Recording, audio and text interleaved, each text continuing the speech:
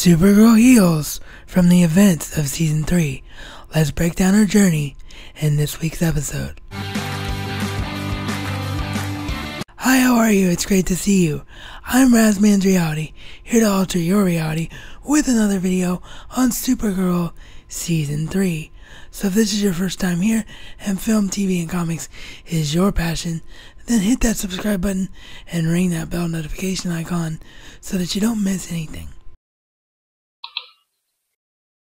If you would like to get caught up on any of the prior seasons of Supergirl, you will find the Blu-rays via Amazon at no extra cost to you down below in the description through my affiliate links.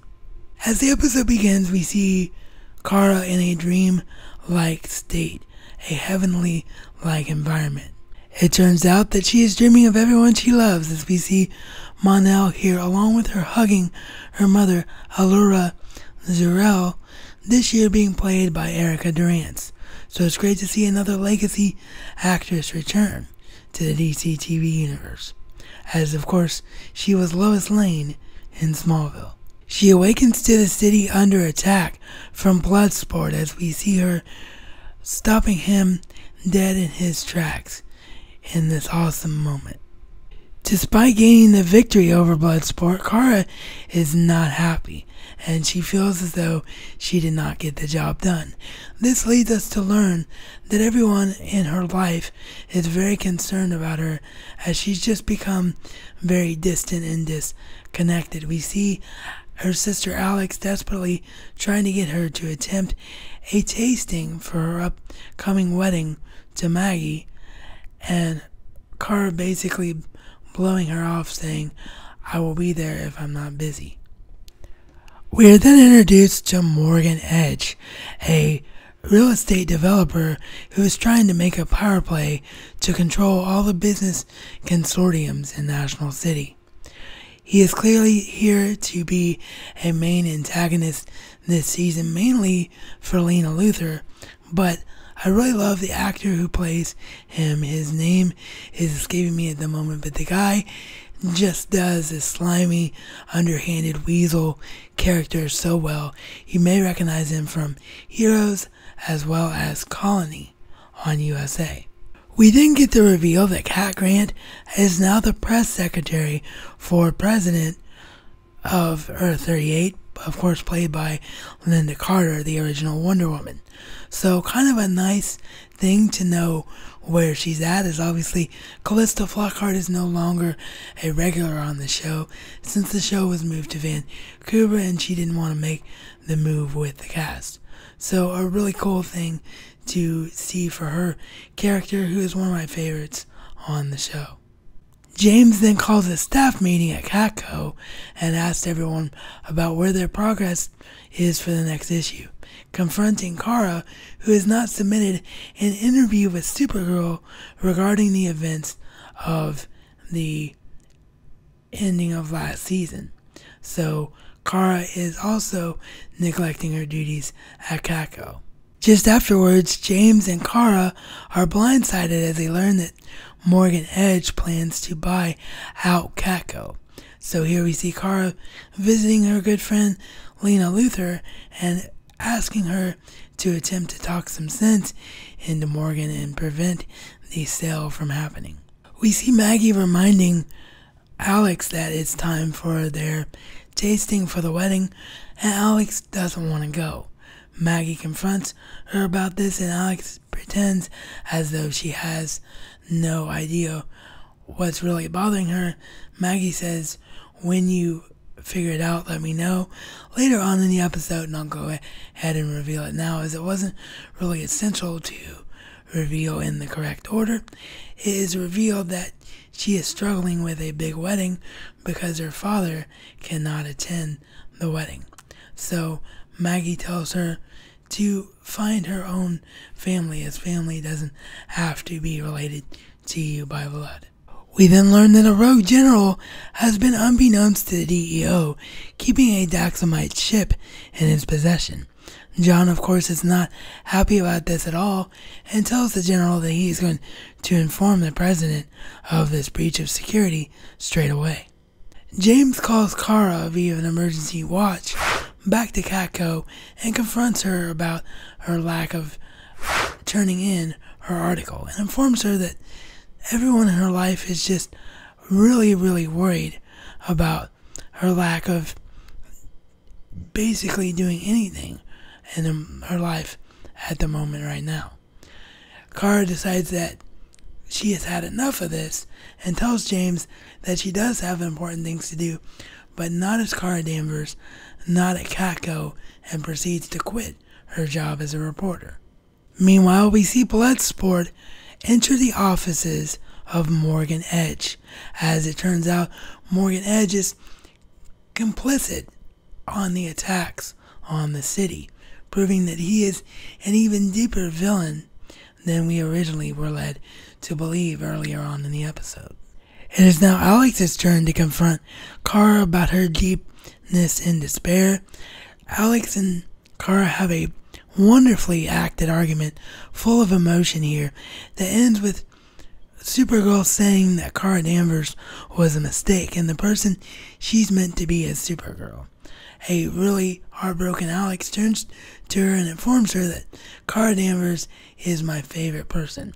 She saved me more times than Supergirl ever could. So please try to remember that before you go and get rid of her. At the Girl of Steel statue dedication, John is with Kara, finally getting Kara to open up about what she's actually feeling a little bit, and John reminds her that she is not broken. She doesn't have to rip out her human heart, because if she does, she will be losing something that is essential to who she is. We then meet for the first time who we will come to know as Rain and her daughter. At this point, Rain has no idea who she really is. The Girl of Steel statue is revealed to an adoring National City by Lena Luthor. I find it really interesting how similar this was to a concept art statue of Superman from Batman v Superman. Suddenly the city is under attack and Supergirl, John, and the rest of the DEO try to frantically discover where the attack is coming from, only to figure out that it is coming from underwater via a submarine.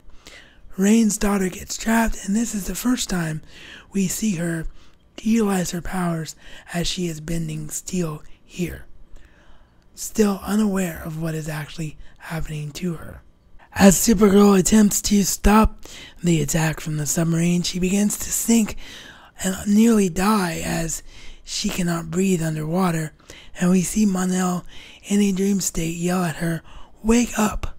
So it seems as though the spirit of the two have some sort of psychological link. So it'll be interesting to see if this is the real Mon-El later on in the year, or if this was simply the subconscious of Kara. As we can see by the look on her face here, she's holding the submarine victoriously over her head. Kara feels as though she has finally begun to awaken. She then returns to Lena's office to find out if Lena has succeeded in talking any sense into Edge. She reveals, as she expected, that no sense was able to be talked into him. So a very upset Kara says, "So Catco's gone?" And Lena says, "No, I bought it." So a very simple badass moment in her mind, trying to become a little more like Supergirl. Lena, of course, then asks Kara to unquit her job as a reporter because she can't do it without her. Morgan Edge comes in to the office to confront Lena and tell Lena that he now has all of her attention. Lena very matter-of-factly and very awesomely says, "Like every other woman who's ever had your attention, Edge, I could care less."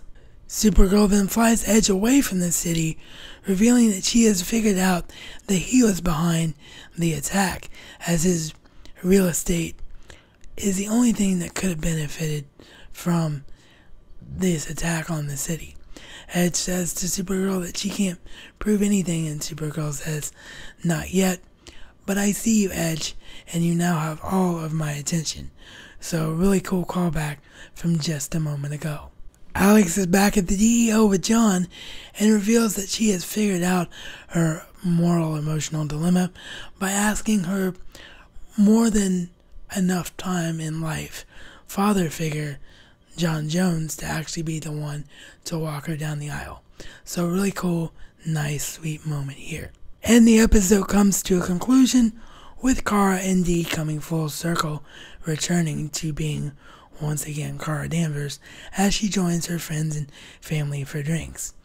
In the post-credit scene, we see Rain dream of who she will really become, leaving the episode off in a very intense moment. So a truly awesome Season 3 premiere for Supergirl, feeling like a bit of a soft reboot from the show, continuing what we are absolutely going to see as well from The Flash. So be sure to chime in down below and let me know what you thought about this episode, and if you agree with me that this is definitely a right direction for Supergirl to head into. If you haven't already subscribed, you can do so right now by hitting the round subscribe icon on your screen. You can check out my playlist of all of my previous Supergirl related videos and support RazMansReality on Patreon. And as always, this has been your RazMansReality check.